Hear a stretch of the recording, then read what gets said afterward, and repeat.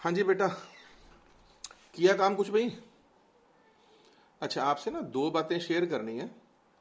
First of all तो बेटे घबराने की ज़रूरत नहीं है। जब अपने ये जो चीज़ें हैं ना थोड़ी सी टेढ़ी हैं, इनको जब अपने आपस में आमने सामने बैठ के करेंगे तो अपने को बहुत जल्दी समझ आ जाएंगी। ठीक है ना जी? तो एक तो बिल्कुल भी टेंशन नहीं लेनी, बस ये काम आप कर लो। मैं सच्ची कह रहा हूँ, किसी को निकलने नहीं देता आगे। मैं बस आपके सामने ये सब चीज़ें। तो इसलिए इन वीडियोस को 2 बार 3 बार 4 बार देखा करो। 60-70% रोज बोलता हूं मैं, इतना 80% समझने की कोशिश किया करो। ठीक है ना जी? उसके बाद क्या होगा ना कि जब अपने मिलेंगे ना, तो उसमें जब मैं इसके एक्स्ट्रा ऑनरी आपको काम कराऊंगा और बुक्स के क्वेश्चन फटाफट कराऊंगा, तब आप देखना ये वीडियो आपको कितने काम आते हैं। आज तो आपको इन वीडियोस को देखने में बड़ी बथाबची मारनी पड़ती है। तब सच्ची कह रहा हूं, 40 मिनट की वीडियो आप 2 या 3 मिनट में कंप्लीट कर दिया करोगे। इतना आपका कॉन्फिडेंस बन जाएगा। बनेगा एक ही शर्त पे, अगर आप लोग अभी से इसके ऊपर पूरे डेडिकेट होगे। अगर आपने ऐसे कहा रखा कि नहीं यार समझ तो आता नहीं यार, छोड़ यार, फलाने टीचर का काम बड़ा, उसका तो समझ आता है यार, ऐसे है वैसे है, तो भैया पानी पुल के नीचे से निकलता है और यही पुल है। इसी तरीके से पानी निकलना पड़ेगा। अगर तो पुल के नीचे से जाना तो ठीक है, नहीं कोई हल नहीं है। ठीक है ना? ये कोई एक्सक्यूज नहीं है आपका कि ऐसा नहीं होता वैसा नहीं होता। मथा मारो। जब मैं बारी बारी कही जा रहा हूं खुद ही, जब मैं खुद ही सेटिस्फाइड नहीं हूं कि आपको 100% या 90% समझ आ जाएगा, तो बेटे बताओ कैसे आएगा? या 80% समझ आ जाएगा? है कि नहीं? तो इसलिए मथा पच्ची मारो। ठीक है ना? डरो मत। एक ना थोड़ी 10th में एक कहानी होती होती है कि 10th क्लास होती है थोड़ी आसान। तो उसमें क्या होता है कि टेस्टों के अंदर हमारे नंबर भी बड़े अच्छे आए होते हैं। जो टीचर कराता है हमें फटाफट याद आ जाता है। तो हमको लगता है कि नहीं जी 11th 12th भी ऐसी हो, नहीं होती। आपको रोज तो बोलता हूँ, +2 वाले बच्चों से पूछ के देखो हकीकत, उसको आराम से बैठ जाना उसके बाद 10 मिनट। अरे और तो और उनसे यही क्वेश्चन पूछ लेना यार, आपको पता लग जाएगा। ऐसे क्वेश्चन ही पूछ लेना, आपको पता लग जाएगा। लो अब मैं आपको ये क्वेश्चन करा रहा हूँ, यही पूछ के देखना लगेगा भाई साहब हो क्या गया। है कि नहीं? तो चलिए मैं आपको ये प्रॉब्लम करवा रहा हूँ, इसलिए डरो मत बेटे, बिल्कुल डरो बिल्कुल मत। काम करो टिका के, बस लगे रहो। जब मैं साथ दे रहा हूँ आपका, यार क्यों डर रहे हो? हाँ, जिस बच्चे ने करी गड़बड़ कि नहीं यार मैं तो ऐसे नहीं करूंगा, मैं तो देखता हूँ करता हूँ, भैया फिर देखते ही रहना। फिर कल को अपनी कोई जिम्मेवारी नहीं है। ठीक है ना? हाँ, क्योंकि मिलने के बाद मैं एकदम से अलग तरह का वर्क दूंगा आप लोगों को। वो वर्क आपको, हर एक बच्चे को तभी ज़्यादा हेल्पफुल होगा जितना उसने मेरे वीडियो पे मेरे क्वेश्चनों पे मथा मारा होगा। ठीक है? तो आज मैं आपको एक बार हम ना, मेरी प्लानिंग ऐसे थी, अब सुन लो कान खोल के। आज एक बार मैं नोट्स कंप्लीट करूंगा। आज 2-2.5 पेज हैं। उसके बाद कल क्या करेंगे, सभी नोट्सों, जितना भी ये नोट्स है, इसका एक रिवीजन सा हल्का सा करा दूंगा और एक प्रदीप की किताब के कुछ क्वेश्चंस कराऊंगा आपको। ठीक है? और मे बी मूड बन गया आज या कल, मैं आपको ना इसके असर्शन रीजनिंग और मल्टीपल एक बार भेजता हूँ। 15-20 क्वेश्चन मल्टीपल भेजूंगा, 10-15 असर्शन रीजनिंग भेजूंगा। असर्शन रीजनिंग क्या होती है वो टेस्ट आप देखेंगे ना, आपको सब समझ आएगा। क्लियर? आप उसमें जो पिछला पार्ट अपन ने किया था यूनिफॉर्म मोशन, उसके क्वेश्चन भी होंगे, इसके क्वेश्चन भी होंगे। तो आपने क्या करना है, जो मैं असर्शन रीजनिंग और मल्टीपल का टेस्ट भेजूंगा, क्योंकि मेरे पास बेसिक के मल्टीपल भी होते हैं। ठीक है ना जी? उस पर मथा मारना है। कह तो रहा हूँ आपको यार, आप जब काम करोगे ना तो बस पूछो मत। अब इन सब चीज़ों पे ज़्यादा टाइम नहीं खराब करते। बस मेरे को इतना लग रहा है कि जो आप लोगों के दिमाग में रहता है, सर समझ नहीं आ रहा, ऐसे नहीं हो रहा है, अरे मेरे भाई भगवान पे विश्वास रखो, चुप करके चली जाओ। अब आपको किसी ने मेरा नंबर दिया है तो उसका फ़ायदा उठा लो। ठीक है ना? नहीं भैया तुम्हारी मर्जी। ठीक है ना? कल को ये समय वापस नहीं आएगा बारी बारी, फिर कहोगे जी ऐसे हो गया ऐसे हो गया। ठीक है ना? इसमें मैं नहीं कुछ कर सकता आपके, अगर आप नहीं समझते तो। ठीक है ना? समझना आपको ही पड़ेगा। तो अब मैं आपको 15 क्वेश्चनों का मल्टीपल भेजूंगा, 15-20 का। 15-20 क्वेश्चनों की सेशन रीडिंग भेजूंगा। वो क्वेश्चनों में यूनिफॉर्म मोशन के पेपर के क्वेश्चन भी होंगे और क्या नाम है इसका, एक्सीलरेटेड मोशन के भी होंगे। तो अब हम ना एक और तरह का काम शुरू करेंगे, क्योंकि अब हमें ये तो समझ लग गया कि अगले 10-15 दिन तक तो लॉकडाउन खुलना नहीं है। तो आपने साथ साथ ही मल्टीपल करने हैं, साथ साथ ही सेशन रीजनिंग के क्वेश्चन करने हैं, साथ साथ ही प्रदीप की प्रॉब्लम्स करनी है, साथ साथ ही इन्हीं नोट्सों का रिवीजन करना है। इस तरह से 4-5 लेक्चर ना अपने इसकी खिचड़ी पकाएंगे। फिर आप क्या करना, प्रदीप के क्वेश्चन भी देखना, चलते चलते बीच बीच में बस 4-5 दिन तक। तो इस तरह से आप मिक्सिंग करोगे ना, तो मुझे लगता है कि काफी कॉन्फिडेंस बन जाएगा अपने को। ठीक है बेटे, चलो अब मैं स्टार्ट कर रहा हूं, क्वेश्चन सुनना। क्या हुआ, अगली प्रॉब्लम स्टार्ट कर रहा हूं। एक बच्चे ने पूछा था कि सर आपने 0.01 क्यों लिया। अरे बेटे वो दिया हुआ है प्रॉब्लम में, लिखा तो हुआ है कि जो कॉन्टैक्ट टाइम है वो 0.01 है। आपके दिमाग में कंफ्यूजन ये होगा कि डेल्टा टी को 0.01 क्यों लिया, आपने डी टी क्यों नहीं लिया। अरे बेटे उससे कोई फर्क नहीं पड़ता, न्यूमेरिकली ना इन चीज़ों का कोई बहुत फर्क नहीं पड़ता। ठीक है ना, न्यूमेरिकल तो चलता रहता है ऐसे, जो ठीक है कैसे मर्जी बोल दो आप। ठीक है ना, वो तो जब डिफरेंशिएशंस आते हैं ना, इंटीग्रेशंस आते हैं, तब जाके दिक्कत आती है। न्यूमेरिकली तो ठीक है, कॉन्टैक्ट टाइम दे दिया, आप उसे डेल्टा टी लिखो, डी टी लिखो, एज यू विश, चाहे आपकी मर्जी है। एवरेज एक्सेलरेशन मैंने जैसे delta v by delta t लिखा है, अब d v by d t लिख दो।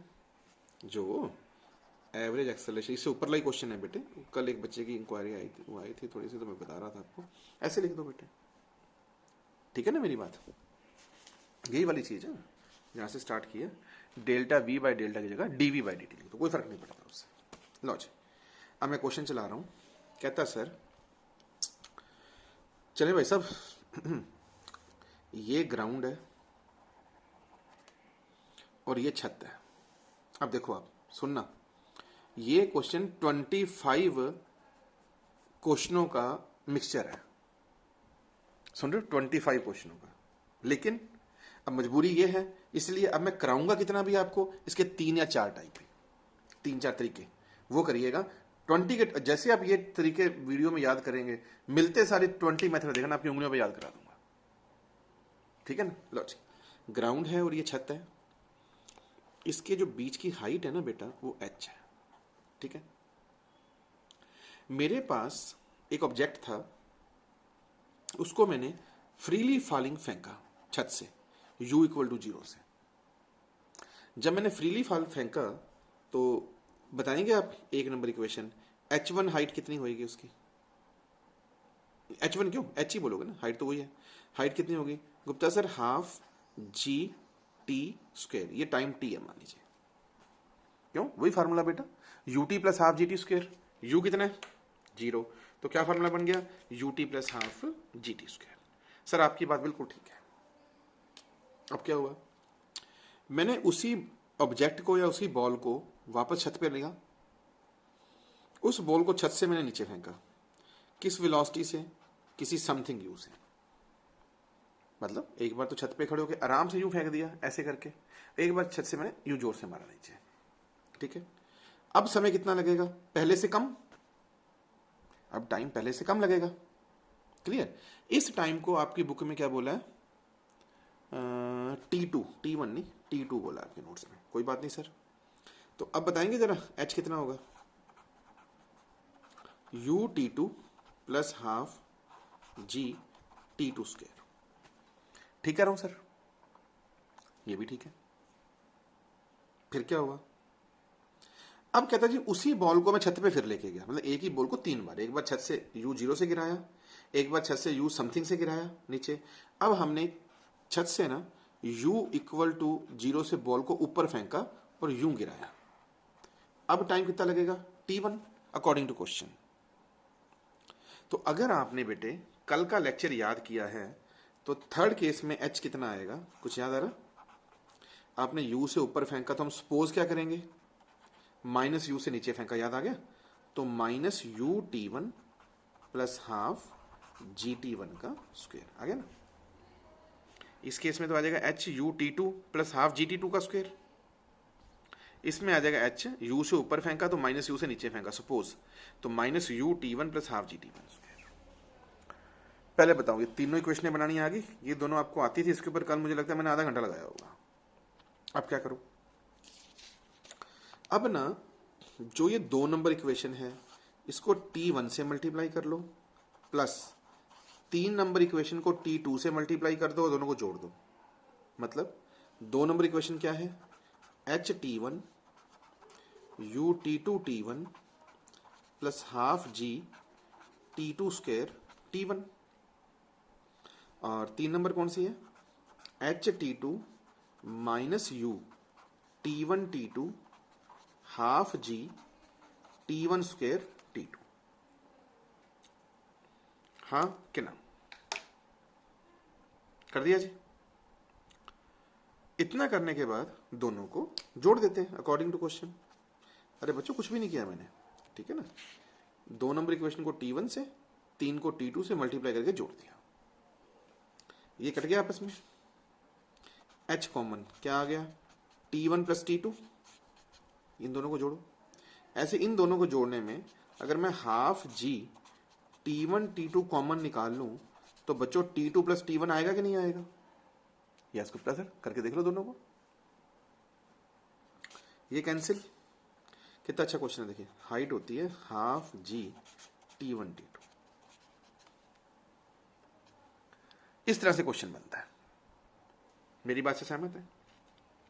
अब ये क्वेश्चन देखो पेपर में कैसे आएगा, देखना जरा ध्यान से सुनिएगा। आपको एग्जाम में कह देगा, पेपर में क्वेश्चन आएगा कि एक बॉडी है, उसको मैंने नीचे गिराया और यू पेपर में दिया नहीं होगा, कहेगा टाइम लगा 5 सेकंड। फिर मैंने बॉडी को ऊपर भेजा और पेपर में कुछ नहीं दिया होगा, टाइम लगेगा 5, यहां पे 5 है तो 8 सेकंड। कह दिया जी, हाइट बता। मैं कहता हूं सर सारे बच्चे आप लोगों ने ये क्वेश्चन छोड़ के आओगे, कहो जी कंप्लीट नहीं है सर, अकेले 2 ही टाइम दिए हुए हैं, हम हाइट कैसे निकाल लें? अरे ये रहा भाई साहब, हाफ G T1 T2, अरे G को मान लो ना 10 तो 5 T1 T2 मान लो, खत्म। T1 पेपर में दे रखा, T2 पेपर में दे रखा, H निकाल लो। तो ये इस तरह से क्वेश्चन बनता है। पर मैं बारी बारी कह रहा हूं, अभी मैंने आपको 3 4 5 के मेथड कराए, 25 मेथड का क्वेश्चन है। फिर अब आप एक और चीज देखो, यहां पे आपके पास हाइट कितनी आ गई, G/2 T1 T2, बोलो आई कि नहीं आई? हाँ जी। और इक्वेशन नंबर 1 में हाइट बताना कितनी है, G/2 T²। इक्वेशन नंबर, ये तो कैलकुलेट करके हाइट तो आ गई ये वाली। इक्वेशन नंबर 1 की हाइट का फार्मूला ये है, दोनों हाइट सेम है ना, ये काट दो। तो कितना अच्छा क्वेश्चन है। T की वैल्यू कितनी होगी बेटे, √T1 T2। इसका मतलब जो T1 ये है और जो T2 ये है, इन दोनों के प्रोडक्ट का रूट सिंपल फ्रीली फॉलिंग वाला T होता है ना। अगर आपको पता हो तो अच्छी बात है, 2 चीजों के को रूट करके मल्टीप्लाई कर दो ना, इसका एक नाम और भी होता है, इसे बोलते हैं ज्योमेट्रिकल मीन। क्या बोलते हैं? Geometric mean. इसका नाम लिख भी सकते हैं आप यहाँ पे, ज्योमेट्रिक मीन ऑफ, पेन खत्म हो गया यार, geometric mean of T1 and T2। आप इसे ये भी लिख सकते हैं, geometric mean of T1 and T2, ठीक है ना। जब भी किन्हीं 2 चीजों का रूट में मल्टीप्लाई हो ना, उसे GM बोलते हैं, ज्योमेट्रिक मीन बोलते हैं। तो अब आपके हिसाब से तो आपको ये क्वेश्चन ही बड़ा टॉप का लग रहा होगा, ठीक है ना। बट सच बता रहा हूं, 25 क्वेश्चन है इसके। कराए कितने हैं अभी, 1 2 3, ये 4 लगा लो और ये 5 क्वेश्चन कराए मैंने। अब इसके 20 मेथड और पड़े हैं, इसी को घुमाऊंगा 20 तरीके से। लेकिन अगर अब वही कह रहा हूं, अभी से मेरा साथ दोगे, बस कह रहा हूं ना बेटे, नॉन कंपेरेबल हो जाएगा आपका दूसरे लोगों से काम, इतना फर्क डाल दूंगा, होगा तभी अगर साथ दोगे, ठीक है। गया क्वेश्चन जी। चलिए उसके बाद नेक्स्ट क्वेश्चन है, can a body have 0 velocity and still be accelerating? Yes sir, highest point. Highest point पे जब आप किसी बॉडी को जमीन से ऊपर फेंकते हो तो हाईएस्ट पॉइंट पे एक्सेलरेशन कितना होता है, +g, और वेलोसिटी कितनी होती है, 0। तो बेटे ये ध्यान रखिएगा यस करके। लेकिन इसमें एक रीजन तो आपको समझ आ गया, दूसरे को डॉट कर लेना। ये 8वें चैप्टर में आएगा, सिंपल हार्मोनिक मोशन में। तो गुप्ता सर आपने लिखा क्यों है? वो बेटे इसलिए लिखा है, आज तो मैंने कह दिया कि ये इस चैप्टर का आंसर ये है, सेकंड वाला आंसर 8वें चैप्टर में आएगा। पर आज से 4-5 महीने बाद 8वां चैप्टर भी खत्म होएगा, लेकिन उसके बाद जब तुम्हारा एग्जाम आएगा तब आप दोनों लॉजिक देके आओगे। क्लियर? चलिए अच्छी बात है। उससे नेक्स्ट ये क्वेश्चन भी आपको आता है। हाँ, एक क्वेश्चन उसने पूछा, बड़ा अच्छा क्वेश्चन था। कहता सर, सुनने वाली बात है,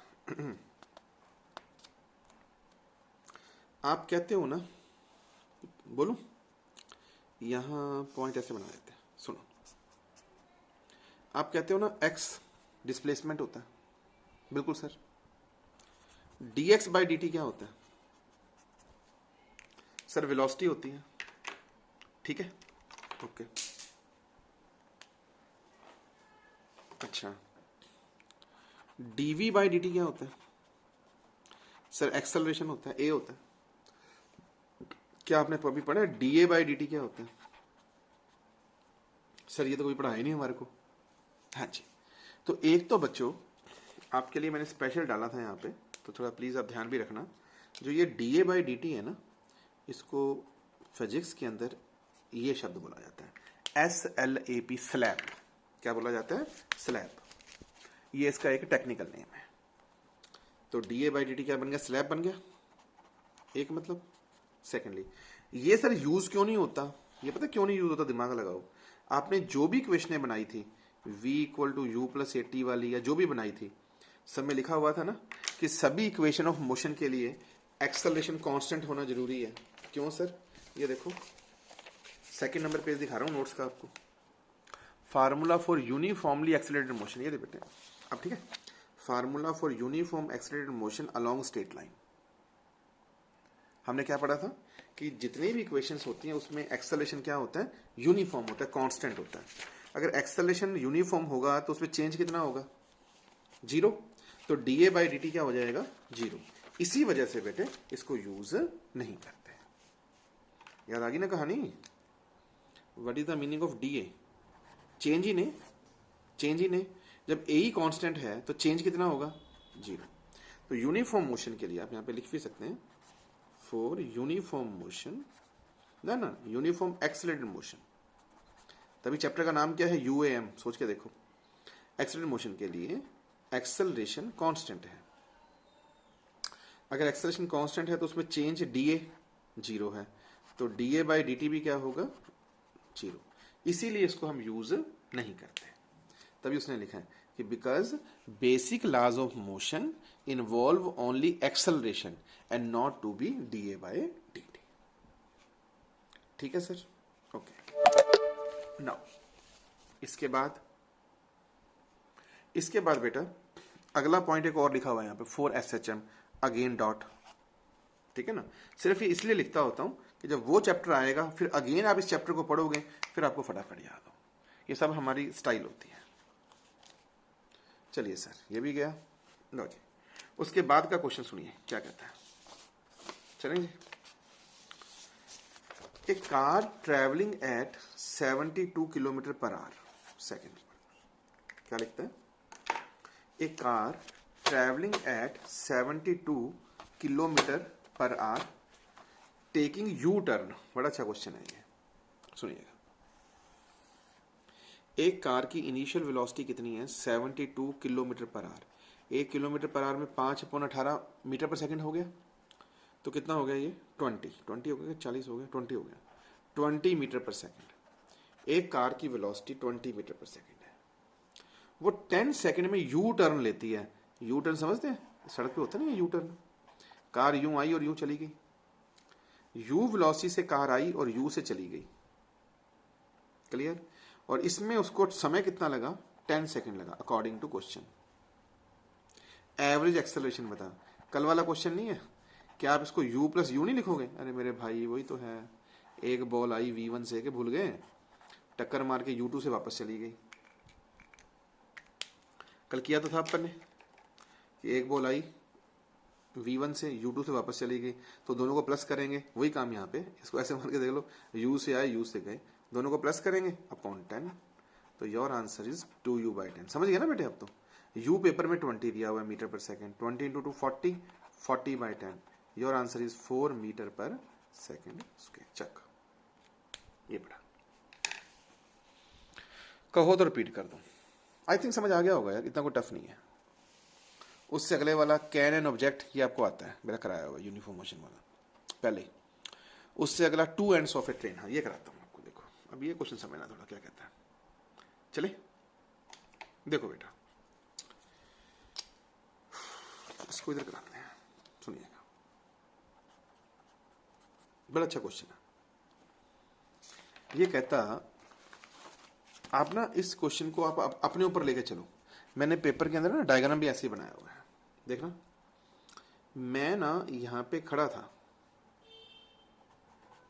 a man is standing here. मेरे सामने से ना एक ट्रेन जा रही थी, ठीक है। ट्रेन का एक्सेलरेटेड मोशन था, ए था, ठीक है। क्वेश्चन में ठहर के पढ़ के सुनाऊंगा, पहले लॉजिक समझो, ठीक है। तो ये ट्रेन का फर्स्ट डब्बा है, उसकी वेलोसिटी v1 है जब वो मेरे सामने से निकला। ये v1 यहां नहीं है, जब वो मेरे सामने से निकला। लास्ट वाले डब्बे की वेलोसिटी v2 है, कब? जब मेरे सामने से निकला। कहता बताओ बीच वाले की वेलोसिटी कितनी होगी, ये क्वेश्चन है, ठीक है। अब बेटे लंबी सारी ट्रेन है, एक्सेलरेटेड मोशन है, तो आप समझ गए होंगे कि ट्रेन चल रही है, जिस वेलोसिटी से v1 निकलेगा, जब ट्रेन आगे चल के जब v2 बनेगा तो उसकी वेलोसिटी v1 से ज्यादा होगी ना। क्यों? अरे एक्सेलरेटेड मोशन है यार, स्पीड बढ़ती जाएगी बढ़ती जाएगी बढ़ती जाएगी। पहले आप मुझे बताएं, यहां तक मेरी बात से सहमत है? ओके। अब ये मिडिल पॉइंट है, मैं ऐसे कर दूं, ये भी x है ये भी x है, कोई दिक्कत? ओके। पहले मुझे सब बच्चे बताओ, आपको ये फार्मूला आता है कि नहीं आता? आता है ना? सभी को आता है फार्मूला? लो अब शुरू करो। पता क्या करो, पहले ना इतनी प्रोसेस ले लो। ये इनिशियल वेलोसिटी है, ये फाइनल है। बताना क्या इक्वेशन बनेगी? सर फाइनल का स्क्वायर इक्वल टू इनिशियल का स्क्वायर प्लस 2ax। हाँ कि ना? अरे ये फार्मूला यार, फाइनल का स्क्वायर बराबर इनिशियल का स्क्वायर प्लस 2ax। मैंने इतना सा मोशन ले लिया, ये इनिशियल ये फाइनल। फाइनल का स्क्वायर इक्वल टू इनिशियल का स्क्वायर प्लस 2ax। हाँ कि ना? ओके। अब क्या करो, इन दोनों का ले लो, यहां से यहां का, ठीक है ना। अब ये ले लो, ये वाला v1 एंड v2 वाला। अब बता, ये इनिशियल ये फाइनल। अब बता क्या लिखूं? v2 का स्क्वायर v1 का स्क्वायर 2a x लिखूंगा 2x लिखूं? अरे सर अब 2x लिखोगे, सोचो। पहले आपने v1 और vm लिया, पहले आपने, एक मिनट मैं पेन चेंज करूं। आपने v1 और vm लिया, तो दोनों के बीच की दूरी क्या थी? x। बोलिए। अब आपने इनिशियल इसको ले लिया, फाइनल इसको ले लिया, अब बीच की दूरी कितनी है? 2x। 2x कहो तो रिपीट करते हैं। मेरे को लग रहा है समझ आ रही होगी बात। ओके, अच्छी बात है। नाउ अब क्या करो, ये जो 2ax है इतना सा, ये वैल्यू यहां से यहां फिट कर सकते हैं। कैसे सर? देखो अभी v2 square v1 square plus 2, बाकी बताओ ये क्या लिखा हुआ है? 2ax यहां से फिट कर दो, लिख दो vm square minus v1 square. ये तो 9th में किया होगा यार, कि 2ax क्या होगा? vm square minus v1 square होगा। 2ax vm square minus v1 square. What is 2ax? vm square minus v1 square. ये रहा। हाँ क्या ना? ठीक है ना? वो मैंने यहां फिट कर दिया, इसकी जगह 2 पड़ा ही है। अब खोलो इसको, v2 square equal to v1 square 2vm square minus 2v1 square, v2 square equal to minus v1 square, इन दोनों से प्लस 2vm स्क्वायर, तो v1 square plus v2 square 2vm square, फिर इस 2 को नीचे ले आओ, तो व्हाट इज vm? तो कितना अच्छा क्वेश्चन है, under root v1 square plus v2 square by 2। Most probably question बारी बारी पेपर में आता है, पर आपको ना इसके जैसा इक्वेशन और भी कराऊंगा, उसमें ना यहाँ पे ना पता कितना आएगा? 2.6 आएगा। यहाँ पे 2 नहीं लिखा हुआ, यहाँ पे आएगा 2.6। क्यों सर? आने दो, थोड़ा सा टाइम लगेगा ना। अभी आया वो क्वेश्चन मेरे पास, लगा लो आप, बताऊं कब की बात है? मिड फरवरी की बात है। मतलब मैं खुद भी हैरान हो गया, क्या आंसर था? v1 square plus v2 square bye 2.6। बहुत अच्छी कैलकुलेशन है उसकी, करके दिखाऊंगा आपको। लो जी, तो ये रहा क्वेश्चन का सॉल्यूशन, बढ़िया से बनाया आपके लिए मैंने। ये रहा क्वेश्चन, पिछले पेज पे ये रहा क्वेश्चन, ठीक है जी। आई थिंक ये तो रिपीट कराने की जरूरत नहीं है मेरे को, ठीक है ना। ओके, इससे अगला question, a body is moved. बेटे अगर तो आपने ना मिले होते फिर तो मैं ना ये क्वेश्चन अभी करा देता आपको। अब मैं ये क्वेश्चन कराऊंगा आपको वर्क पावर एनर्जी में, ठीक है ना, या वहां पे पहुंचने से पहले अगर लॉकडाउन खुल गया फिर साथ के साथ करा दूंगा, ठीक है ना। अभी रोक लो इसको, अभी ऐसे कराने में ना आपको दिक्कत आएगी, फिर आप कंफ्यूज होगे घर जाके, टेंशन बढ़ेगी आप पे। या कोई बात नहीं, ऐसे कर लेते हैं, 2-4 दिन अभी और पढ़ते हैं, फिर एक दिन करके देख लूंगा, अकेला ही करके दिखाऊंगा आपको। आपकी जमे तो आप कर लेना, नहीं जमे तो कोई बात नहीं, वर्क पावर एनर्जी में कर लेंगे, ठीक है। ओके, नाउ देखो सर, एक अगला क्वेश्चन आता है, कहता है कार मैन्युफैक्चरर एडवर्टाइज दैट, एक कार मैन्युफैक्चरर ऐसी एडवर्टाइजमेंट करता है कि that the brakes are so perfect, कहता है उसकी कार के या जो भी चीज वो चला कार मैन्युफैक्चरिंग कर रहा है, कहता है उसके ब्रेक इतने परफेक्ट हैं कि that the car stop instantly, मतलब कि एक कार 5:10 और 01 सेकंड पे चल रही है, मैंने इतने सेकंड पे ब्रेक लगाया और इतने पे ही वो रुक गई, मतलब डेल्टा टी कितना हो गया, 0, अकॉर्डिंग टू क्वेश्चन। ये कार मैन्युफैक्चरर कह रहा है कि हमारी ब्रेकें इतनी बढ़िया है हमारी कंपनी की कि आप जैसे ही ब्रेक लगाओगे कार उसी इंस्टेंट पे रुक जाएगी। इसका मतलब कार में के टाइम में चेंज कितना हुआ, 0। ओके, तो बताना एवरेज एक्सेलरेशन क्या होगा, delta we by delta T. देखो डेल्टा वी तो V2 माइनस V1 है, ये तो समथिंग होगा, क्यों, पहले कार चल रही है और बाद में रुक जाएगी, मतलब मान लीजिए V1 चल रहा है, V2 रुक गया, तो आप लिख सकते हैं 0 माइनस V1, ऐसे भी कर सकते हैं। लेकिन डेल्टा टी 0, समथिंग अपॉन 0 क्या होता है, इनफाइनाइट। तो इस केस में एवरेज एक्सेलरेशन इनफाइनाइट होगा, जो कि पॉसिबल नहीं है, ये कभी हो ही नहीं सकता कि जिस सेकंड के ऊपर आपकी कार चल रही है उसी इंस्टेंट पे आप कार ब्रेक मार दें, क्योंकि उस केस में एवरेज एक्सेलरेशन इनफाइनाइट हो जाएगा, सब मैंने डिटेल लिखा हुआ है, पर डेल्टा भी समथिंग आ सकता है, ठीक। ये जैसे ये लिखता है कि एक्सेलरेशन ऑफ कार ग्रेटर जब brake pedal is pushed hard. थोड़ा समझना इन चीजों को, जब आप ना स्कूटर वगैरह की सर्विस करवा के लाते हो तो आपने देखा होगा कि आप हल्का सा अपने, या हम कार की सर्विस कराएं या स्कूटर की भी कराएं, तो क्लच को या इसको ब्रेक को हल्का सा भी दबाओ तभी स्कूटर रुक जाता है। लेकिन यही स्कूटर चलते चलते जब 2-4-6 महीने हो जाते हैं तो वही हमें ब्रेक थोड़ी ज्यादा दबानी पड़ती है। ये वो वाला शब्द लिख रहा है, when brake pedal is pushed hard, इसका मतलब अब नई नई सर्विस करा के लाए हैं तो कॉमन सेंस है, एक्सेलरेशन क्या होगा, delta v by delta T. तो पुश्ड हार्ड का मतलब हो गया समय तो लगेगा कम, समय लगेगा स्मॉल, और डेल्टा वी क्या होएगा, ज्यादा। नेचुरली बात है, चलते हुए आपको ब्रेक मारेगा, रुक जाओगे थोड़ी देर में, तो समय लगेगा कम क्योंकि आप नई नई सर्विस करा के लाए हो, तो आपका एक्सेलरेशन क्या होगा, ज्यादा, लार्ज होगा, ठीक है। चलिए, a man seating in A train, हाँ ये क्वेश्चन आप अपने आप करेंगे, एक्शन रिएक्शन वाला है वही, ये वो या खुद पढ़ोगे तो आपको समझ आ जाएगा सर, छोड़ो पर।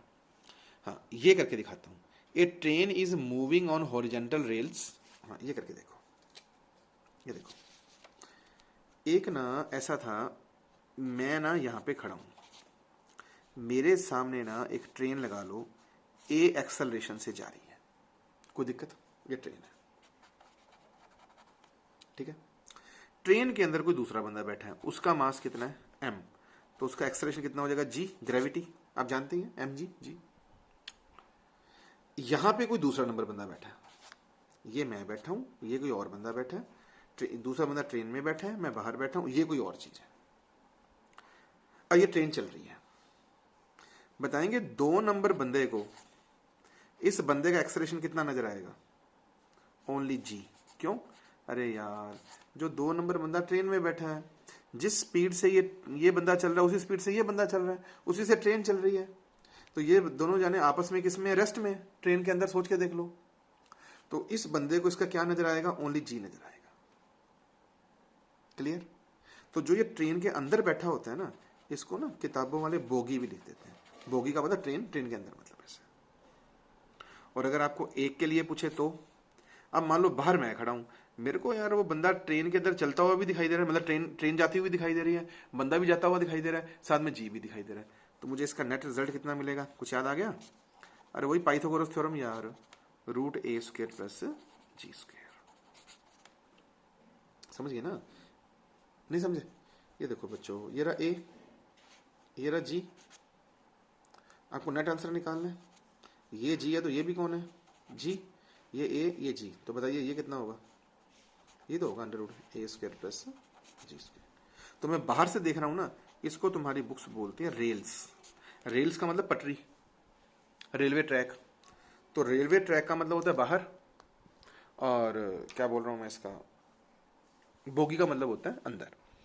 तो बोगी के रिस्पेक्ट में दोस्तों क्या नजर आएगा? जी। और रेल्स के रिस्पेक्ट में क्या नजर आएगा? √a² plus g²। लो जी। तो एक बार आपके नोट्स अपन ने कंप्लीट किए।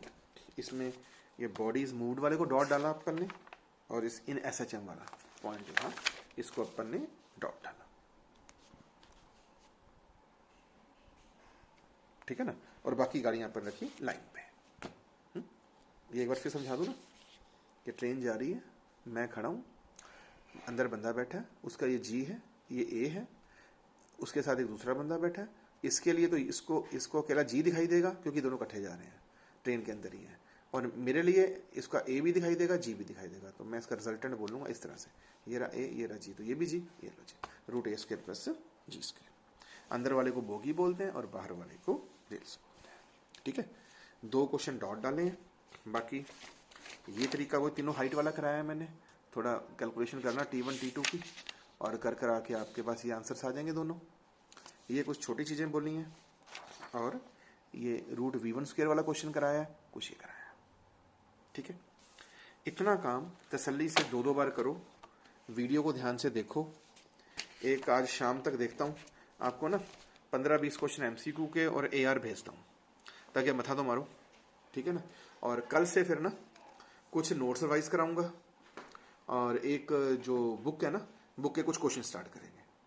उधर से आप मल्टीपल और असर्शन रीजनिंग में मथा बच्ची मारना शुरू करना। ठीक है? और 4-5 दिन बाद आप मुझे पूछोगे भी सर अब हमारे को ये प्रॉब्लम्स आ रही हैं, अब इसका सोल्यूशन करो। तो मेरे को लगता है कि जैसे अभी कल संडे है, तो नेक्स्ट संडे तक ना इस चैप्टर को ना अपने काफी हद तक कवर कर जाएंगे विद न्यूमेरिकल्स सारे के सारे। ठीक है बेटा? चलो ओके, चलो ठीक है।